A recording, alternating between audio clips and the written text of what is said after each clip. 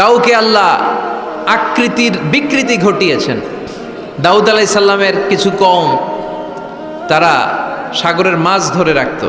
এই মাছগুলো সাইয়েদনা দাউদ আলাইহিস সালামের কণ্ঠের তেলাওয়াত শুনতে আসতো। আল্লাহ বললেন শনিবারে মাছ ধরা যাবে না। কি বারে ধরা যাবে না? কারণ প্রত্যেক সপ্তাহের শনিবারে আকাবা উপসাগরের তীরে বসে সাইয়েদনা দাউদ আলাইহিস সালাম ওনার সুরের ঝংকার তুলে জাবুর কিতাব তেলাওয়াত করতেন। আমাদের কোরআনে সূরা আছে 114টা, আর ওনার জাবুর কিতাবে ছড়া ছিল 150টা। আমরা পড়ি সূরা, ওনারা পড়তেন ছড়া।